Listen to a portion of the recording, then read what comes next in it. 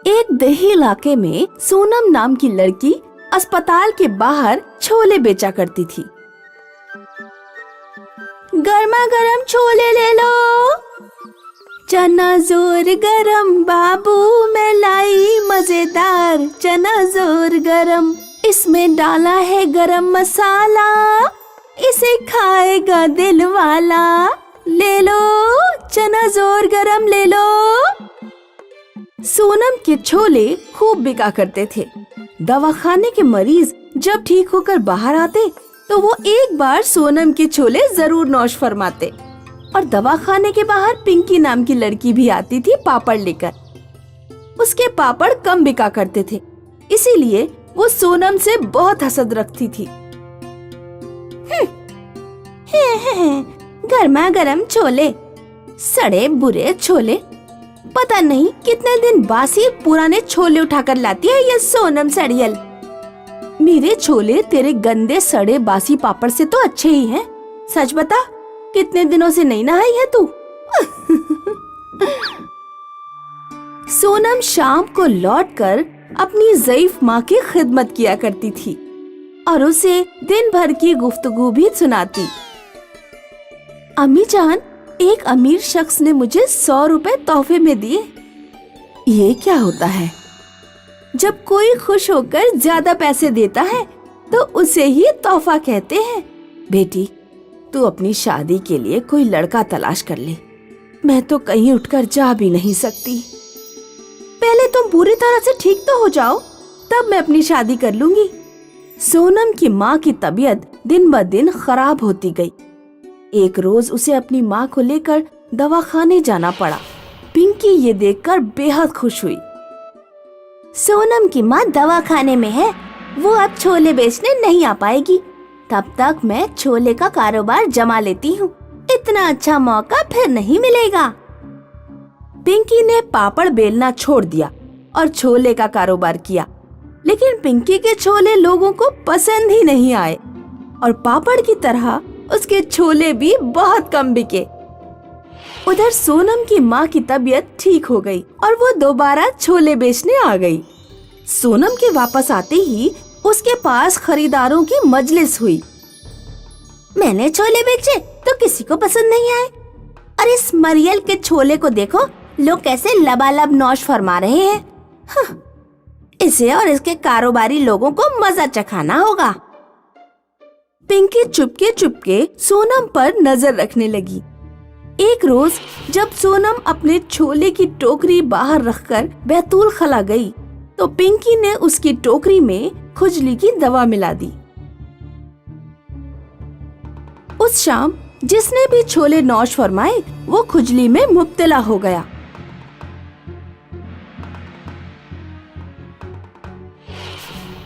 लोग सोनम को दवाखाने के सामने से भगा देते हैं। पिंकी ये सब देखकर बेइंतहा खुश होती है।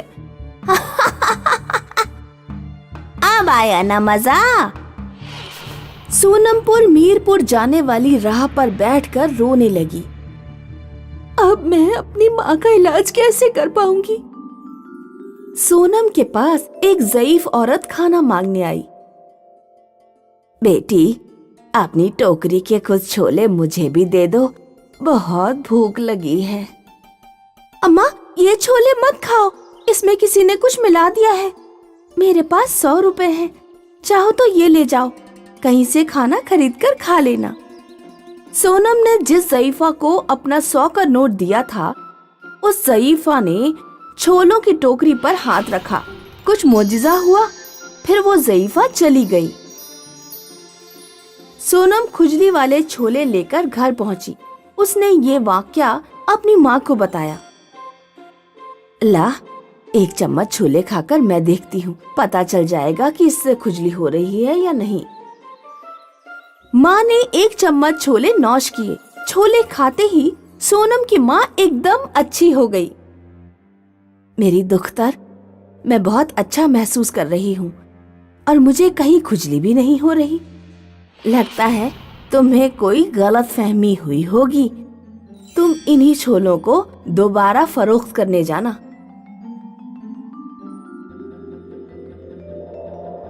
सोनम अगले दिन ही छोले लेकर दवाखाने के सामने पहुंची। दवाखाने के बाहर ये बात तेजी से फैल गई थी कि ये लड़की तिलिस्मी छोले बेच रही है, जिसके छोले खाने से कई बीमारियां ठीक हो रही है। सोनम के पास मरीजों की भीड़ उमड़ने लगी।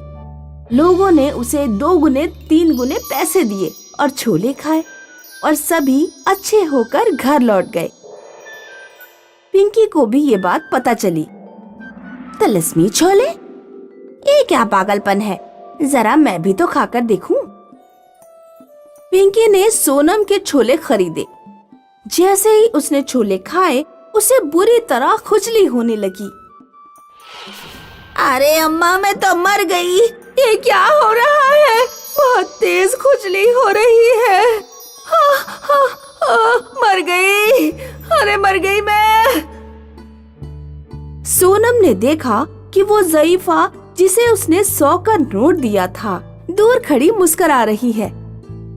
सोनम समझ गई कि तिलिस्मी छोले वो ज़ईफ़ा का कमाल है। ज़ईफ़ औरत पिंकी के पास गई और बोली,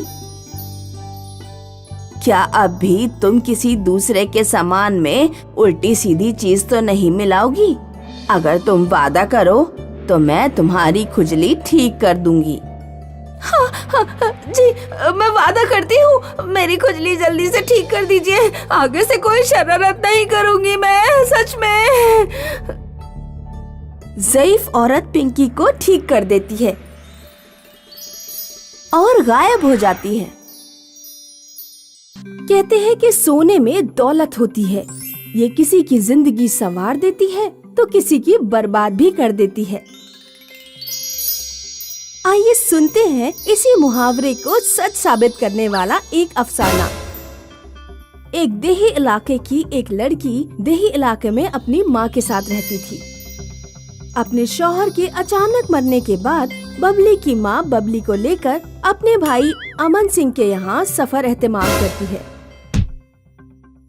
ले बबली, 2-4 कपड़े और धो दे, फिर खाना नौश फरमा लेना। मामी जान, मैं पहले ही 10 कपड़े धो चुकी हूँ और आप पूरी गठरी फिर ले आई हैं। मेरे हाथों में दर्द हो रहा है। ओहो, खाना खाते वक्त पेट में दर्द नहीं होता और कपड़े धोते वक्त हाथ दर्द करने लगे। माँ बेटी को बिल्कुल मुफ्त का खाना खाने को चाहिए, काम के ना काज के, दुश्मन अनाज के। क्या हुआ भाभी जान, आप हमेशा मेरी दुख्तर को तंज कसती रहती हैं। चल बबली, पहले खाना खा ले, सहर से भूखी है। बचे हुए कपड़े शाम को धो लेना। मुमानी का खून खौल जाता है। बबली की मुमानी को बबली और उसकी माँ नागवार गुजरती थी। वो किसी तरह से इन दोनों से निजात पाना चाहती थी। शाम को जब खाना बनाते वक्त बबली मुंह धोने चली गई तो मुमानी चुपके से रसोई में घुसती है और सब्जी में ढेर सारी मिर्च डाल देती है। थोड़ी देर में उनके मामू जान और उनका भाई नौकरी से लौट आए और खाना नौश फरमाने लगे। ये खाना आज किसने बनाया है? इस कहर जद मिर्ची डाली जाती है क्या? तुम्हारी भांजी ने बनाया है। आज जब मैंने बबली से 2-4 कपड़े धोने के लिए कह दिया था तो तुम्हारी बहन मुझ पर ऐसे चिल्लाई जैसे मुझे खा जाएगी। आज खाने में मिर्ची डाली है, कल ना जाने क्या क्या डालेगी। मैं तो कहती हूँ बाहर कर दो इन दोनों को, हमारे सर से ये बोझ तो उतारो। बबली के मामा जान अपनी बीवी के बहकावे में आ जाते हैं। तुम दोनों लोग इस घर से बाहर निकल जाओ, हमारे अपने बहुत अखराजात हैं, हम तुम्हारा खर्च नहीं उठा पाएंगे। लेकिन भाईजान, हम कहाँ जाएंगे? कहीं भी जाओ, मैं नहीं जानता, लेकिन यहाँ से निकल जाओ। इस घर से मेरी बहुत सी यादें जुड़ी हुई हैं। माँ का वो चाकू, वो पुरानी कुटिया। आप मुझसे ये घर छोड़ने के लिए क्यों कह रहे हैं? ये लो माँ का पुराना चाकू, ले जाओ। हम इसका इस्तेमाल नहीं करते और पुराने ख्यालों के सहारे ही जिंदगी गुजार लेना। यहाँ से निकल जाओ। बबली की माँ और बबली शब में ही कपड़ों की पोटली लेकर दूसरे सफर पर निकल पड़ते हैं। अम्मी जान, अब हम कहाँ जाएंगे? बचपन में मेरी एक लीला नाम की अजीज दोस्त थी। उसका ससुराल शायद 5 मील दूर मीरपुर देही इलाके में है। उसी के पास चलते हैं बेटा। लेकिन मालूम नहीं कि वो मुझे पहचानेगी या नहीं। अल्लाह जाने, बहुत वक्त गुजर चुका है। माँ बेटी कुछ दूर तक चलते रहे। जब थक गए तो एक पत्थर के साए में सो गए। सहर होने पर बबली को बहुत जोर से भूख लगी। माँ, बहुत शदीद भूख लगी है। वो देख, सामने एक आम का पेड़ है, उस पर कच्चे आम लगे हैं। वहीं से कुछ आम तोड़ ला। बबली दरख्त पर चढ़कर कच्चे आम तोड़ लेती है। जैसे ही वो चाकू से आम को काटती है, आम सोने का बन जाता है। ये क्या हुआ माँ? लगता है आपकी माँ के चाकू में कोई तिलिस्मी शय है। हमारे पास सोना तो आ गया, लेकिन ये जगह रहने लायक नहीं है। हमें मीरपुर ही चलना चाहिए। बबली और उसकी माँ मीरपुर पहुंचकर सोने को फरोख्त करते हैं और एक बड़ा सा घर खरीद लेते हैं। बबली की माँ हाथों हाथ बबली की शादी कर देती है। वो बबली को ससुराल नहीं भेजती। बबली का शौहर घर दामाद बनकर उन्हीं के साथ रहने लगता है। एक दिन जब बबली की अजीज दोस्त लीला अपने मायके गई, तो उसने देही इलाके के लोगों को बबली और उसकी माँ के बारे में जिक्र किया। बबली की उमानी लीला की बातें सुनकर हैरान हो गई। उस रात अमन सिंह घर लौटा तो वो उनसे बोली, सुना है आपने जो अपनी बहन को चाकू दिया था, वो कोई तिलिस्मी चाकू है। उससे कोई भी चीज काटिए वो सोने में तब्दील हो जाती है। किस्मत ही खराब है हमारी, इतना कीमती चाकू आपने उनको दे दिया। तुम बेफिक्र रहो, मैं उस चाकू को किसी बहाने से अपने घर ले आऊंगा। अमन सिंह माँ के चाकू की तरह एक चाकू तकमील करवाता है। वो एक चूहा अपने साथ लेता है और एक दिन बबली के घर पहुँच जाता है। बबली की माँ उस दिन घर पर तन्हा थी। सलाम अलैकुम आपा, मैंने तुम्हारे साथ जो कुछ भी किया मैं उसके लिए माफी चाहता हूँ। कोई बात नहीं भाईजान, अब हम अपनी जिंदगी में खुशहाल हैं। अमन सिंह ने देखा कि तिलिस्मी चाकू पास की मेज पर ही रखा है। वो अचानक ही अपनी जेब से चूहा निकाल देता है। इतने में ही अमन सिंह चाकू को बदल देता है। अरे अरे अरे, मुझे माफ करना, पता नहीं चूहा मेरी जेब में कहाँ से आ गया। शायद रास्ते में घुस गया होगा। अच्छा आपा, अब मैं चलता हूँ। इस तरह फरेब से अमन सिंह तिलिस्मी चाकू को लेकर अपने घर पहुँचता है। वो तिलिस्मी चाकू से ढेर सारा सोना दस्तयाब करता है। ज्यादा दौलत आने की वजह से अमन सिंह का बेटा बर्बाद हो जाता है। वो लोग जल्दी ही बहुत ही दौलतमंद बन जाते हैं। वो जुआ, शराब और मस्तीखोरी में मुब्तला हो जाते हैं। एक दिन विनोद जब अपने घर लौटा तो अमन सिंह उससे बोला, विनोद, ये कोई घर आने का वक्त है? तुम बहुत पैसे बर्बाद करने लगे हो और अपनी हालत तो देखो जरा। जब घर में सोना देने वाला चाकू है तो मैं पैसे की फिक्र क्यों करूं? लाओ चाकू मुझे दीजिए, मुझे और सोना चाहिए। तुम्हें चाकू नहीं मिलेगा और कल से तुम कहीं भी नहीं जाओगे। बाबा जान, मुझसे बहस मत करिए, चाकू मुझे दीजिए। नहीं दूंगा। अमन सिंह और विनोद चाकू के लिए आपस में ही लड़ जाते हैं। गलती से चाकू विनोद के पेट में चला जाता है। चाकू घुसते ही विनोद सोने का बन जाता है।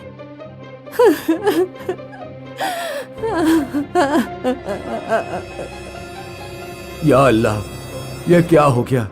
मेरी जिस्त बर्बाद हो गई। मैंने चाकू से अपनी किस्मत फोड़ ली। मेरी इकलौती औलाद मेरे हाथ से चली गई। अब ये दौलत मेरे किस काम की है? मैंने कहा था ना, हमारे गोलगप्पे का कारोबार इतना चलेगा कि आप देखते रह जाएंगे। हाँ सुमन, आज तुम्हारी बदौलत हम इस गरीबी से उभर पाए हैं, वरना ना जाने हमारा क्या होता। बात उस समय की है जब सोनू और सुमन नाम के मियाँ बीवी रामनगर के एक घर में रहा करते थे। सोनू कारखाने में काम किया करता था और सुमन उसके लिए दोपहर का खाना बना कर देती थी। सोनू बहुत कामकाजी था। तू इतनी मेहनत क्यों कर रहा है? तू तो इस कंपनी को अपना मानने लगा है। भाभी ने इतना अच्छा खाना बना कर दिया है और तूने उसे ऐसे ही रखा है। जल्दी से टिफिन खोल, मुझे भूख लगी है। जल्दी बता क्या लेकर आया है। अबे मुझसे ज्यादा जल्दी तो तुझे रहती है खाना खाने की। अभी तो लंच ब्रेक हुआ है, रुक जा। अरे भाई लंच ब्रेक हुआ है तो जल्दी चलना और मेरे लिए भी टिफिन खोल। मुझे जल्दी से भाभी के हाथ का खाना खाना है। अरे भाई ठीक है, थोड़ा सब्र तो कर, हाथ मुंह तो धोकर आऊं। सोनू और आकाश हाथ मुंह धोकर खाना खाना शुरू कर देते हैं। मिल बांट कर दोनों लोग खाना खाते हैं। उसके बाद दोनों लोग काम करते हैं। शाम को जब फुर्सत मिलती है तो आकाश सोनू से कहता है, अरे यार सोनू, आज का दिन कैसा रहा तेरा? अरे हमेशा की तरह ही रहा, कुछ खास नहीं था यार। अरे खास बात तो मैं तुझे बताता हूँ। क्या बात है, तू इतना परेशान क्यों है? अरे यार, जब मैं लंच के वक्त बॉस के केबिन की तरफ गया तो मैंने सुना कि... अबे क्या सुन लिया तूने? क्या बॉस तेरी शिकायत कर रहा था जो परेशान हो रहा है तू? अरे शिकायत की बात नहीं है, पर मैंने बॉस को कहते हुए सुना था कि कंपनी घाटे में जा रही है, इसलिए कह रहा था कि फैक्ट्री में मुलाजिमों को कम कर देना है और ये सिलसिला कल से ही शुरू होगा। अभी क्या बात कर रहा है? अरे ऐसा हुआ तो हम कहाँ जाएंगे? ऐसा नहीं हो सकता यार, हमारी रोजी रोटी तो इसी फैक्ट्री से चलती है, इसके अलावा हमें कोई काम भी नहीं आता। जब से काम करना सीखा है तो इसी फैक्ट्री में काम किया है। हाँ यार, यही फिक्र तो मुझे भी हो रही है, अब करें तो क्या करें? आकाश और सोनू इसी चिंता में जा रहे थे। सोनू ने आकाश को अपने घर पर थोड़ी देर रुकने के लिए कहा।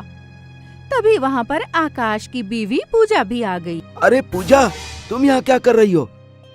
अगर तुम आ सकते हो तो मैं भी आ सकती हूँ। सुमन भाभी ने बुलाया है, कह रही थी गोलगप्पे बना रही हूँ, खाने आ जाना। ठीक हुआ तुम दोनों भी आ गए, मैं तुम दोनों के लिए गोलगप्पे लेकर आती हूँ। पूजा और सुमन आकाश और सोनू के लिए गोलगप्पे लेकर आती हैं।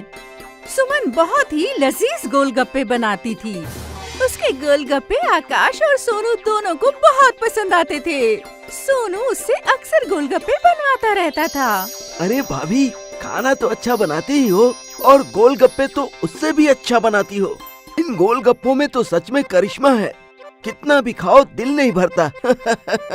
अरे सच कह रहा है ये, सच में तुम्हारे हाथ में तो जादू है। तुम जो गोलगप्पे बनाती हो इतने बड़े होते हैं कि 3 गोलगप्पे में ही पेट भर जाता है। तुम्हारे हाथ के गोलगप्पे खाकर तो हम अपनी सारी परेशानी भूल जाते हैं। परेशानी? कैसी परेशानी? कौन सी परेशानी की बात कर रहे हो तुम? खैरियत तो है ना? अरे सोनू, क्यों भाभी को परेशान कर रहा है? चुप हो जा यार। नहीं, मैं जानती हूँ कि आप दोनों को क्या परेशानी है।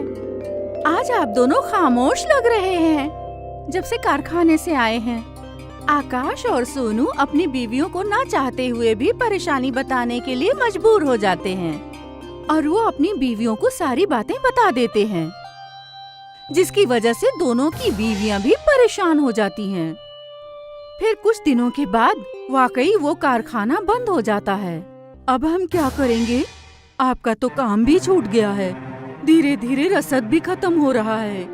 हाँ, मैं काम की तलाश तो कर रहा हूँ, पर क्या करूँ, कोई काम ही नहीं मिल रहा है। अगर कोई काम नहीं मिला तो घर कैसे चलेगा? सुमन, बहुत भूख लगी है, कुछ खाने को हो तो दो। कुछ नहीं है खाने के लिए, बस 4 गोल गप्पे रखे हैं और थोड़ा सा पानी है। चलो तो उन्हीं को ले आओ, 2 तुम खा लेना, 2 मैं खा लूंगा। अब कल की कल सोचेंगे। सोनू और सुमन दोनों गोलगप्पे खाते हैं और आने वाले दिन के बारे में सोचने लगते हैं। तभी सुमन खड़ी हो जाती है।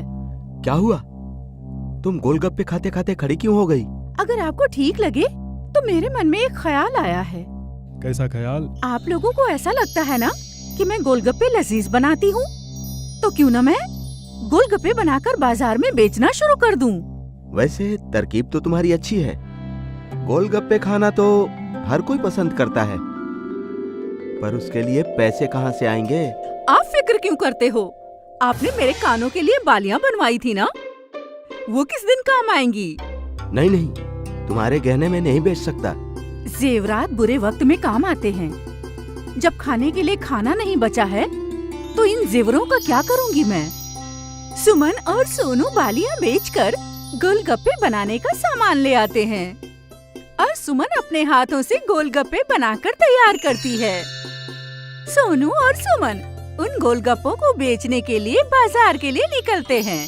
गोलगप्पे गोलगप्पे गोलगप्पे, तीखे मीठे गोलगप्पे, जायकेदार लजीज गोलगप्पे। आइए आइए, एक बार खाओगे बार बार आओगे। गोलगप्पे गोलगप्पे गोलगप्पे। बाजार में बहुत सारे गोलगप्पे वाले थे, इसलिए उनके पास कोई भी गोलगप्पे खाने नहीं आता, जिसकी वजह से 3 दिन तक उनके गोलगप्पे नहीं बिकते हैं।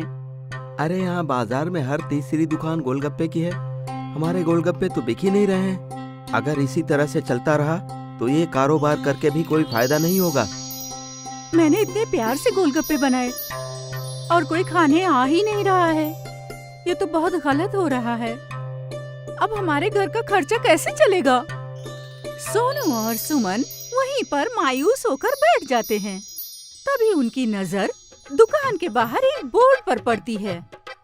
सुनिए जी, गौर कीजिए, इस बोर्ड पर क्या लिखा हुआ है? क्या लिखा है? दुकानदार की स्कीम लिखी हुई है। अगर हम भी अपने गोलगप्पे की दुकान पर पेशकश चालू करें तो हो सकते हैं हमारे गोलगप्पे भी बिकने शुरू हो जाए।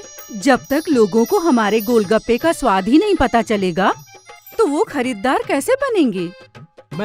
मैं कुछ समझा नहीं। सुमन सोनू को सारी बात बताती है और सोनू कहीं से थोड़ा सा सामान लाकर सुमन को देता है। सुमन एक गोलगप्पे को बाहुबली गोलगप्पे का आकार देती है। अरे ये तो तुमने सच में एक बाहुबली गोलगप्पा बना दिया। अब तो इस गोलगप्पे को खाने के लिए हमारे पास हर कोई आएगा। इस बाहुबली गोलगप्पे के साथ मैंने एक बंदिश रखी है कि जो इस बाहुबली गोलगप्पे को खाएगा उसको 100 रुपए इनाम दिया जाएगा। सोनू जोर जोर से अपनी पेशकश को बाजार में सबको सुनाता है, जिसकी वजह से उसके बाहुबली गोलगप्पे को देखने के लिए भीड़ इकट्ठा हो जाती है। हाँ तो भाइयों सुनिए, जो इस बाहुबली गोलगप्पे को खाएगा उसे 100 रुपए इनाम दिया जाएगा। इस मुकाबले में जो जो हिस्सा लेना चाहता है वो इस तरफ आ जाए। ये बाहुबली गोलगप्पा जो खाएगा वो बाहुबली कहलाएगा। हाँ। सोनू के इस तरह से कहने पर भीड़ इकट्ठा हो जाती है और 2 लोग आपस में गोलगप्पा खाने की होड़ लगाते हैं, पर वो हार जाते हैं। उनकी देखा देखी उस बाहुबली गोलगप्पे को खाने के लिए और लोगों की भीड़ इकट्ठा होती है। अरे भाई, आपके यहाँ के गोलगप्पे बहुत लजीज हैं। हालांकि हम इस मुकाबले को जीते नहीं हैं, मगर फिर भी बहुत मजा आया बाहुबली गोलगप्पे खाने में। अरे यार सच में ये जनरल गोलगप्पे खा खा कर हम तो ऊब गए थे। अब ये बाहुबली गोलगप्पा बाजार में आया है, इसको तो देखते ही मुंह में पानी आ रहा है। अरे जनाब, खाकर देखिए, बाजार में सबसे अच्छा गोलगप्पा यही है। एक बार खाओगे तो बार बार यहीं पर खाने आओगे। क्या कह रहे हो जनाब? क्या ये गोलगप्पे सच में अच्छे हैं? अरे अगर मेरी बात पर यकीन न हो तो खाकर देख लीजिए। जीत गए तो 100 रुपए इनाम है। सभी भीड़ में बाहुबली गोलगप्पे के बारे में चर्चा करते हैं और बाजार के सभी लोग सुमन की दुकान पर गोलगप्पा खाने का मुकाबला करने आ जाते हैं। उनकी दुकान अब बाहुबली गोलगप्पे के नाम से मशहूर होने लगी थी। उसी बाजार में एक नत्थू पहलवान नाम का आदमी रहता था, जो सभी के गोलगप्पे मुफ्त में खाता था। वो सुमन की दुकान पर भी गोलगप्पे खाने के लिए आ जाता है। अरे ओ, नई नई दुकान खुली है, चल जल्दी से 5 प्लेट गोलगप्पे बना दे। जनाब गोलगप्पे तो मैं बना दूंगा, मगर हमारे यहाँ का बाहुबली गोलगप्पा खाकर बताइए। अगर आप ये गोलगप्पा खा लिए तो हम आपको साल भर फ्री गोलगप्पे खिलाएंगे। अरे बस इतनी सी बात है, तो चल एक काम कर, इस शर्त में एक चीज और जोड़ ले। एक नहीं, मैं 5 बाहुबली गोलगप्पे खाकर दिखाऊंगा, समझ गया?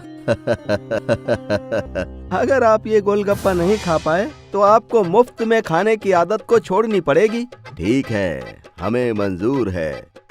नत्थू पहलवान के सामने 5 बाहुबली गोलगप्पे रख दिए जाते हैं और नत्थू पहलवान बाहुबली गोलगप्पे खाने की जद्दोजहद करता है, लेकिन वो उसमें हार जाता है और वो अपनी शर्त के अनुसार मुफ्त में गोलगप्पे खाना छोड़ देता है। सभी सोनू को शुक्रिया कहते हैं। और उसकी बहुत तारीफ करते हैं। नरेंद्र दिल्ली में टैक्सी चलाता था। वो रोजाना नई दिल्ली के स्टेशन पर खड़ा हो जाता और स्टेशन से निकल रहे मुसाफिरों से पूछता कि वो कहाँ जाना चाहते हैं। कहाँ जाएंगे अंकल? अंकल होंगे तुम्हारे पिताजी, मुझे भाई साहब कहो। अब ठीक है भाई साहब जी, आप कहाँ जाएंगे? झंडे बालान जाऊंगा, हनुमान जी के दर्शन करने हैं। मैं आपको दर्शन करा दूंगा ना, चलिए टैक्सी में बैठिए। नरेंद्र का रोजाना इस तरह के लोगों से पाला पड़ता रहता। नरेंद्र को सब कुछ झेलना पड़ता। नरेंद्र की कोशिश रहती कि रात को 9 बजे तक वो घर पहुंच जाए। अरे आ गए आप? नहीं, मैं नहीं आया, मेरा भूत आया। दीपक और कंचन सो गए? नहीं, वो दोनों भूत अभी तक जाग रहे हैं, टीवी देख रहे हैं। कह रहे थे कि उनका आज का होमवर्क बहुत मुश्किल है, इसलिए आपकी हेल्प की जरूरत पड़ेगी। हेल्प कुछ नहीं होता, हेल्प होता है। हाँ, वही कह रही हूँ। काश शादी करने से पहले मैंने दिमाग लगा लिया होता तो मैंने कम से कम किसी ग्रेजुएट लड़की से शादी कर ली होती। अब दिन भर काम भी मैं करूं और उन दोनों भूतों को भी मैं ही पढ़ाऊं। नरेंद्र जब अपने बच्चों को पढ़ाता तो उसके बच्चे उससे ढेर सारे दिलचस्प सवाल पूछते। पापा, कार और बाकी गाड़ियों के टायरों का रंग हमेशा काला ही क्यों होता है? टायरों का रंग काला इसीलिए होता है क्योंकि टायरों को बनाने के लिए जिन पदार्थों का इस्तेमाल किया जाता है उनका रंग काला होता है। पापा, कुछ बादल काले और कुछ बादल सफेद क्यों होते हैं? काले बादलों में पानी ज्यादा होता है, वो सूरज के प्रकाश के सभी रंगों को अवशोषित कर लेते हैं, इसीलिए काले दिखाई देते हैं। जबकि सफेद बादलों में पानी कम होता है, वो प्रकाश के सभी रंगों को रिफ्लेक्ट कर सकते हैं, इसीलिए उनका रंग सफेद होता है। और ठीक से समझाइए ना। और अच्छी तरह से समझना है तो तुम इस सवाल को अपने स्कूल के टीचर से पूछना। मैं टीचर नहीं हूँ बेटा, मैं तो सिर्फ ड्राइवर हूँ। बच्चों को सुलाकर नरेंद्र खाना खाने बैठा। सरकारी स्कूल में टीचर बच्चों पर ठीक से ध्यान नहीं देते। आप इनका एडमिशन किसी अच्छे इंग्लिश मीडियम स्कूल में करवा दीजिए ना, जहाँ हर बच्चे पर ध्यान दिया जाता हो। मैं कोशिश करूँगा, लेकिन कमाई में तो कोई बढ़ोतरी हो नहीं रही। कैब ऑटो इतने बढ़ गए हैं कि सवारी मिलना मुश्किल हो गया है। 20 लोगों से पूछो तो कई एक सवारी मिलती है। मुझे और बच्चों को छोले कुलचे पसंद है। क्या मैं भी रीना भाभी की दुकान में छोले कुलचे बेचना शुरू कर दूं? नहीं, दुकान भी चलेगी नहीं और किराया खर्च होगा वो अलग। मैं खुद ही कुछ इंतजाम करूंगा। मैं देख रहा हूँ आजकल लोग कैब में जाना ज्यादा पसंद करते हैं। कैब में कमाई भी ज्यादा है और सवारियों को जबरदस्ती बिठाने की झंझट भी नहीं है, फोन से बुकिंग हो जाती है। नरेंद्र ने अपनी टैक्सी बेची और बैंक गया। सर, मैं एक कार लोन पर लेना चाहता हूँ, क्या तुम्हारे पास कोलैटरल है? सर, मैं पिछले 10 सालों से टैक्सी चलाता हूँ। कार का उपयोग कैब की तरह करूँगा और समय पर आपका लोन चुका दूंगा। बैंक को तुम्हारे ऊपर भरोसा है और तुम्हें लोन भी मिल जाएगा, लेकिन कुछ ना कुछ कोलैटरल तो रखना ही पड़ेगा। नरेंद्र के पास अपने मकान के अलावा और कोई जायदाद नहीं थी। उसने अपने मकान पर लोन लेकर कार खरीद ली। कार का लोन जितनी जल्दी निकल जाए उतना ही अच्छा है, इसीलिए अब मैं दिन रात छोटे बड़े सभी रूटों पर काम करूंगा। इसीलिए अगर मैं रात में घर ना आ पाऊं तो परेशान मत होना। नरेंद्र दिन रात कैब चलाने लगा। उसका एक ही मकसद था कि 1 साल के अंदर वो अपने बच्चों का किसी अच्छे स्कूल में एडमिशन करा दे। मौका मिलने पर नरेंद्र कैब में ही सोने की कोशिश करता। उधर उसके बच्चे घर पर नरेंद्र का इंतजार करते रहते। दोनों छत पर बैठकर बादल देख रहे हैं। देखो, वो वाला बादल डायनासोर जैसा लग रहा है और वो वाला बादल कैंडी की तरह लग रहा है। तुम दोनों यहाँ छत पर बैठे बादल देख रहे हो और मैं तुम्हें नीचे गलियों में ढूंढ रही थी। ये लो, मैंने छोले कुलचे बनाए हैं। अरे वाह, छोले कुलचे। मम्मी, बादलों में हमें आकृतियाँ क्यों दिखाई देती हैं? बादलों में कोई आकृति नहीं होती। हमारे दिमाग में जिस चीज की छवि घूम रही होती है, हमें बादलों में वही आकृति नजर आती है। उधर दिन रात कैब चलाने की वजह से नरेंद्र की नींद पूरी नहीं हो पा रही थी। एक दिन नरेंद्र रात के 1 बजे एक सवारी को हरियाणा लेकर जा रहा था कि तभी उसकी झपकी लग गई। सामने से आ रहा ट्रक ड्राइवर नशे में ट्रक चला रहा था। नरेंद्र की कार और ट्रक आपस में टकरा गए। ट्रक का आगे का हिस्सा लगभग पूरी तरह से दब गया। आसपास के लोगों ने नरेंद्र को कार से बाहर निकालकर अस्पताल पहुंचाया। तुम्हें लगभग साल भर तक कोई काम नहीं करना है। कुछ दिनों बाद तुम हॉस्पिटल से छुट्टी ले सकते हो, लेकिन घर पर भी आराम ही करना। ऐसी हालत में नरेंद्र लोन तो चुका नहीं सकता था। कुछ दिनों बाद बैंक वाले आ धमके। हम माफी चाहते हैं और तुम्हारा परिवार भी है, लेकिन तुम्हारा घर नीलाम करने के अलावा बैंक के पास कोई रास्ता नहीं है। मम्मी पापा, हम कहाँ जाएंगे? वहीं जहाँ बादल जाते हैं, तुम्हारी नानी के घर। नरेंद्र गांव में अपने ससुराल आ गया। गीता, हम तुम्हारे परिवार को रहने के लिए जगह तो दे देंगे, लेकिन खाने पीने और बच्चों की पढ़ाई लिखाई का खर्चा तुम्हें खुद ही निकालना पड़ेगा। आप फिक्र मत कीजिए भैया, मेरा परिवार आपके ऊपर बोझ नहीं बनेगा। मैं छोले कुलचे बेचूंगी और मेरे बच्चे गांव के सरकारी स्कूल में पढ़ लेंगे। गीता गांव में छोले कुलचे बेचने की जगह खोजने लगी। शाम को घर लौटकर उसने नरेंद्र को बताया, जी मैंने छोले कुलचे बेचने के लिए जगह खोज ली है। ऐसी जगह तो खोजी है ना जहाँ खूब भीड़ भाड़ हो और लोगों की नजर पड़ती हो। हाँ, गांव में भीकू हलवाई की दुकान सबसे ज्यादा चलती है। वो समोसा, पकौड़ी, जलेबी, मिठाई, कचौड़ी सब कुछ बेचता है, लेकिन छोले कुलचे नहीं बेचता। मैं उसके बराबर में ही स्टॉल लगाऊंगी। गीता अगले दिन भीकू हलवाई के पास पहुंची। राम राम चाचा जी। राम राम गीता बेटी, बहुत दिनों बाद गाँव आए हो। बाल बच्चे सब ठीक तो है? जी बच्चे तो ठीक हैं, लेकिन मेरे पति का एक्सीडेंट हो गया है, इसलिए अब मैं गांव में ही रहूंगी। मैं आपसे ये पूछने आई थी कि क्या मैं आपके बगल में छोले कुलचे का स्टॉल लगा दूं? हाँ लगा लो। मैं तो छोले कुलचे बेचता नहीं, इसीलिए मुझे कोई दिक्कत नहीं, लेकिन मुझे लगता नहीं कि गांव वाले मेरा सामान छोड़कर तुम्हारे छोले कुलचे खाएंगे। गीता ने अपने दोनों बच्चों की मदद से एक बड़ी सी मेज पर छोले कुलचे बनाए और बेचने शुरू किए। आइए आइए आइए, बाजार में बाद में जाइए, पहले छोले कुलचे खाइए। गांव में कोई छोले कुलचे नहीं बेचता था, इसलिए गीता का कारोबार चल निकला। अब जो ग्राहक भीकू हलवाई की दुकान पर आते थे, वो छोले कुलचे का भी लुत्फ उठाते थे। जैसे जैसे गीता की कमाई बढ़ रही थी, वैसे वैसे भीकू हलवाई को गीता खल रही थी। मेरे सारे ग्राहक इसके ग्राहक बन गए, समझ में नहीं आ रहा अब क्या करूं। उधर गीता की कमाई बढ़ी तो उसने अपने मायके को छोड़कर किराए पर एक घर ले लिया। मुझे माफ कर देना गीता, मुझे लगता था कि तुम ज्यादा पढ़ी लिखी नहीं हो, इसीलिए कुछ नहीं कर सकती, लेकिन तुमने तो अपने दम पर घर संभाल लिया। आपकी कर्मशीलता ने ही मुझे प्रेरणा दी है जी।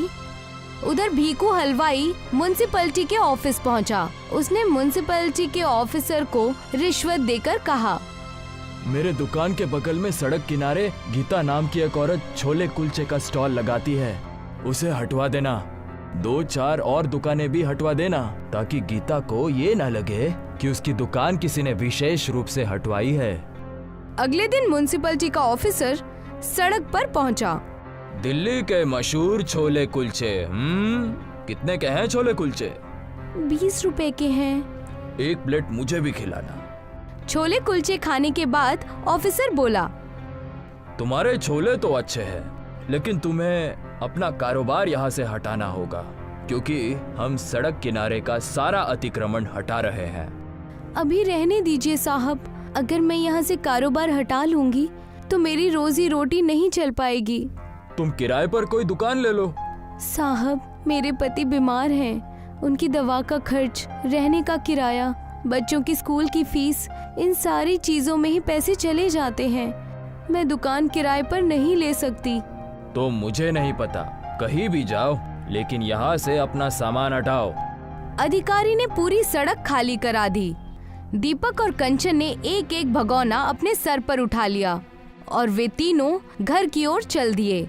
दीपक और कंचन ने कभी अपनी माँ को रोते हुए नहीं देखा था, लेकिन आज गीता की आंखों में आंसू थे।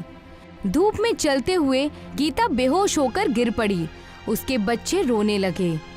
पास ही में एक गणेश भगवान का मंदिर था। कंचन और दीपक अपनी माँ को उठाकर मंदिर में ले गए और प्रार्थना करने लगे। हे गणेश जी, हमारी मम्मी को ठीक कर दीजिए। हमारे पापा पहले से ही बीमार हैं। अगर माँ भी बीमार हो गई तो हम दोनों को ना तो खाना मिलेगा और ना ही शिक्षा। तभी अचानक मूर्ति में से भगवान गणेश बाहर निकले। तब गीता को होश आ गया। गणेश भगवान ने गीता को 2 बादल दिए। ये बादल हमेशा तुम्हारी छत पर रहेगा। तुम जब चाहो इनसे छोले और कुलचे निकाल सकती हो। ये बादल संकट में भी तुम्हारी रक्षा करेगा। दीपक, कंचन और गीता घर की ओर गए। बादल उनके ऊपर ऊपर साथ साथ गया। बादल उनकी छत पर जाकर टंग गया। अगले दिन गीता ने बादल से कहा, बादल बादल छोले दो। बादल से छोले गिरे और भगोना भर गया। फिर गीता ने दूसरी बादल से कहा, बादल बादल कुलचे दो। बादलों से कुलचे गिरे और फिर भगोना भर गया। गीता ने छोले वाला भगोना अपने गले में ढोलक की तरह बांध लिया और कुलचे वाला भगोना कंचन और दीपक पकड़कर साथ साथ चल दिए। वे लोग अब घूम घूम कर पूरे गांव में छोले कुलचे बेचने लगे। पहले गीता का स्टॉल एक ही जगह रहता था, इसीलिए गांव के बच्चे बुजुर्ग सभी वहां तक नहीं पहुंच पाते थे। लेकिन अब गीता सभी घरों के आगे से गुजर रही थी, इसीलिए उसकी बिक्री बढ़ गई थी। गीता अपने घर पहुंचकर नरेंद्र से नोट गिनते हुए कहती है, आज तो मजा ही आ गया, बिना लागत के सिर्फ मुनाफा। एक दिन गांव के सबसे बड़े कपड़ों की दुकान पर अपने बच्चों को कपड़े दिलाने गई। वहां पर उसे वो म्युनिसिपैलिटी का ऑफिसर भी मिला। वो भी अपने परिवार के साथ कपड़े खरीदने आया था। म्युनिसिपैलिटी के ऑफिसर ने जब गीता को महंगे कपड़े खरीदते देखा तो उसे अपने ऊपर शर्म आ गई। मुझे माफ कर देना गीता जी, उस दिन मैंने आपकी रोजी रोटी छीन ली थी। दरअसल मैं लालच में आ गया था। भीखू भाई, जिसे तुम ताऊ जी कहते हो, उसी ने मुझे तुम्हारा कारोबार अपने दुकान के बगल से हटाने के लिए रिश्वत दी थी। अच्छा, तो ये बात है। भीखू ताऊ ऊपर ऊपर से मीठा बोलते हैं और अंदर अंदर से मुझसे जलते हैं। उन्हीं ने मेरा कारोबार ठप करवाने की कोशिश की, लेकिन अब मैं उन्हीं की दुकान किराए पर लूंगी। गीता दुकानदार के मालिक के पास पहुंची और उसने दुगने किराए की पेशकश की। दुकान का मालिक तुरंत भीखू हलवाई के पास पहुंचा। भीखू भाई साहब, कल आपको दुकान खाली करनी है। किसी और ने 2 गुने किराए पर ये दुकान ले ली है। लेकिन वो कौन है जो इतना ज्यादा किराया देने को तैयार है? गीता, छोले कुलचे वाली। लेकिन मैं आपकी दुकान बहुत सालों से चला रहा हूँ, आप एकदम मुझे नहीं हटा सकते। मुझे कुछ नहीं सुनना, तुम दुकान खाली करो। जैसे कभी आंखों में आंसू लेकर गीता को अपना स्टॉल हटाना पड़ा था, उसी तरह आज भीखू को अपनी दुकान खाली करनी पड़ी। भीखू को गांव वालों से पता चल गया कि गीता की छत के ऊपर बादल हैं, जिससे वो छोले कुलचे मांगती है। बादल ही तो है, उड़ा देंगे। भीखू ने एक बहुत ऊंचा और ताकतवर फर्राटा पंखा बनाया और बादलों को उड़ाने की कोशिश की। बादल काफी दूर तक उड़ गए, लेकिन फिर वो उड़कर भीखू के सिर पर आ गए और बड़े बड़े ओले बरसाने लगे। भीखू भागा भागा फिर रहा था, लेकिन उसके सर पर ओलों की धमाधम बारिश हो रही थी। अरे बाप रे, कोई बचाओ मुझे। गीता बेटी, मुझे बचा लो। मैं तुम्हारे आगे हाथ पैर जोड़ता हूँ और अब मैं कभी तुम्हारे रास्ते में नहीं आऊंगा। तब गीता ने बादलों से कहा, बादल छत पर वापस लौट आओ। बादल अपनी जगह पर वापस लौट आए और तब कहीं भीखू की जान छूटी।